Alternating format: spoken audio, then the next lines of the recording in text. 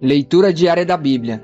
Hoje, dia 26 de março de 2024, iremos ler os capítulos 4, 5 e 6 de 1 Samuel. Capítulo 4. A palavra de Samuel espalhou-se por todo Israel. Os filisteus tomam a arca. Nessa época, os israelitas saíram à guerra contra os filisteus. Eles acamparam em Ebenezer e os filisteus em Efeque. Os filisteus dispuseram as suas tropas em linha para enfrentar Israel e, intensificando-se o combate, Israel foi derrotado pelos filisteus, que mataram cerca de 4.000 deles no campo de batalha. Quando os soldados voltaram ao acampamento, as autoridades de Israel perguntaram: por que o Senhor deixou que os filisteus nos derrotassem hoje? Vamos a Siló buscar a arca da aliança do Senhor, para que ele vá conosco e nos salve das mãos dos nossos inimigos. Então mandaram trazer de Siló a arca da aliança do Senhor dos Exércitos, cujo trono está entre os querubins. Os dois filhos de Eli, Ofni e Finéias, acompanharam a arca da aliança de Deus. Quando a arca da aliança do Senhor entrou no acampamento, todos os israelitas gritaram tão alto que o chão estremeceu. Os filisteus, ouvindo os gritos, perguntaram: o que significa todos esses gritos no acampamento dos hebreus? Quando souberam que a arca do Senhor viera para o acampamento, os filisteus ficaram com medo e disseram: os deuses chegaram ao acampamento. Ai de nós! Nunca nos aconteceu uma coisa dessa. Ai de nós! Quem nos livrará das mãos desses deuses poderosos? São os deuses que feriram os egípcios com toda a espécie de praga no deserto. Sejam fortes, filisteus, sejam homens, ou vocês se tornarão escravos dos hebreus. Assim como eles foram escravos de vocês, sejam homens e lutem. Então os filisteus lutaram e Israel foi derrotado. Cada homem fugiu para sua tenda. O massacre foi muito grande. Israel perdeu 30.000 homens de infantaria. A arca de Deus foi tomada e os dois filhos de Eli, Ofni e Finéias, morreram. A morte de Eli. Naquele mesmo dia, um benjamita correu da linha de batalha até Siló, com as roupas rasgadas e terra sobre a cabeça. Quando ele chegou, Eli estava sentado na sua cadeira ao lado da estrada. Estava atento, pois em seu coração temia pela arca de Deus. O homem entrou na cidade, contou o que havia acontecido e a cidade começou a gritar. Eli ouviu os gritos e perguntou: o que significa esse tumulto? Então o homem correu para contar tudo a Eli.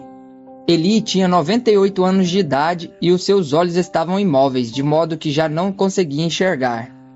O homem lhe disse: acabei de chegar da linha de batalha, fugi de lá hoje mesmo. O que aconteceu, meu filho? Perguntou Eli. O mensageiro respondeu: Israel fugiu dos filisteus e houve grande matança entre os soldados. Também os seus dois filhos, Ofni e Finéias, estão mortos e a arca de Deus foi tomada. Quando ele mencionou a arca de Deus, Eli caiu da cadeira para trás, ao lado da porta. Quebrou o pescoço e morreu, pois era velho e pesado. Durante 40 anos ele havia liderado Israel. A sua nora, a mulher de Finéias, estava grávida e perto de dar à luz. Quando ouviu a notícia de que a arca de Deus havia sido tomada e de que o sogro e o marido estavam mortos, entrou em trabalho de parto e deu à luz, mas não resistiu às dores do parto.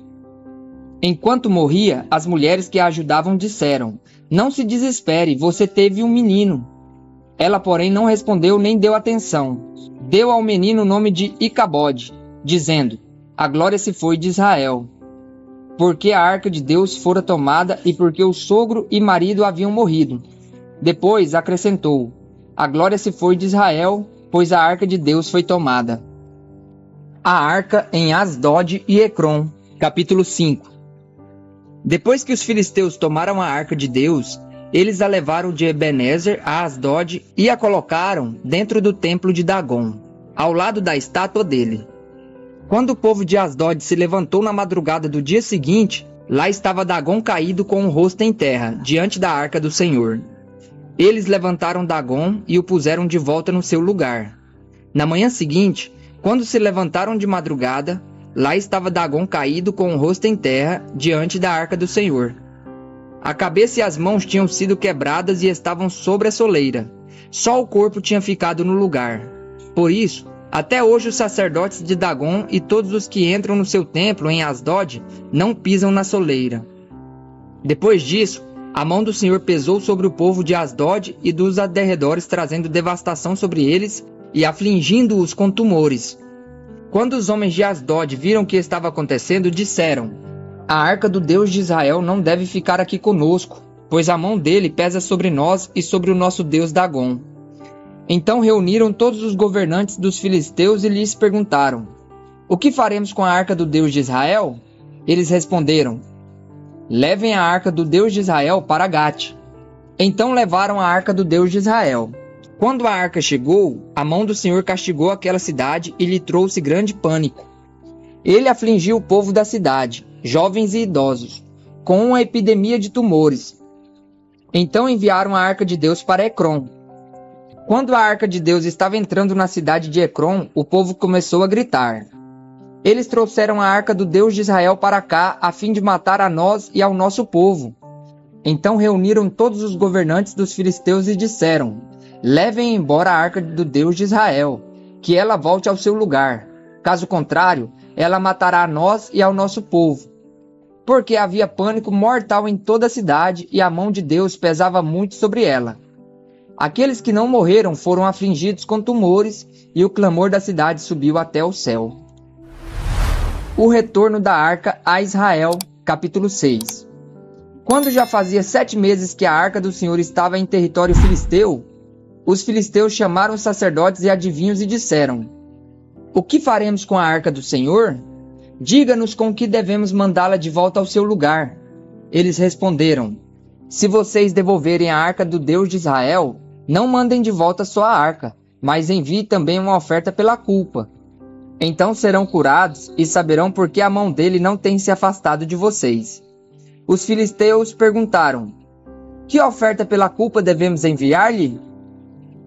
Eles responderam: 5 tumores de ouro e 5 ratos de ouro, de acordo com o número de governantes filisteus, porque a mesma praga atingiu vocês e todos os seus governantes.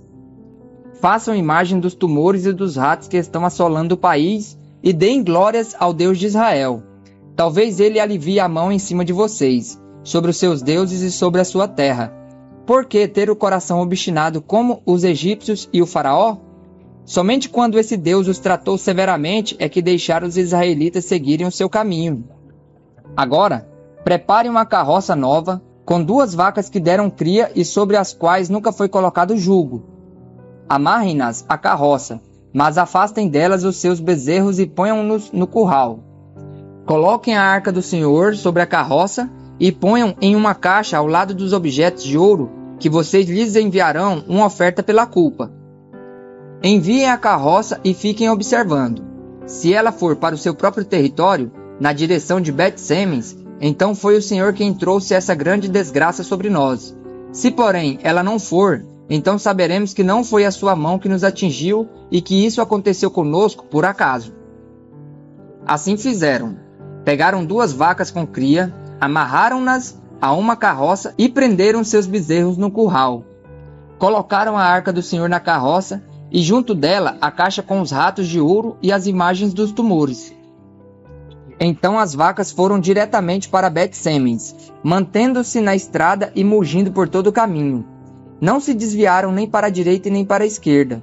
Os governantes dos filisteus a seguiram até a fronteira de Bet-Semens. Ora, o povo de Bet-Semens estava colhendo trigo no vale e quando viu a arca, alegrou-se muito. A carroça chegou ao campo de Josué de Bet-Semens e ali parou ao lado de uma grande rocha. Então cortaram a madeira da carroça e ofereceram as vacas como holocausto ao Senhor. Os levitas tinham descido a arca do Senhor e a caixa com os objetos de ouro e as tinham colocado sobre a grande rocha. Naquele dia, o povo de Bet-Semens ofereceu holocaustos e sacrifícios ao Senhor. Os 5 governantes dos filisteus viram tudo isso e voltaram naquele mesmo dia para Ecrom. Os filisteus enviaram ao Senhor como oferta pela culpa estes tumores de ouro, um por Asdod, outro por Gaza, outro por Ascalon, outro por Gate e outro por Ecrom. O número dos ratos de ouro foi conforme o número das cidades filisteias que pertencia aos 5 governantes.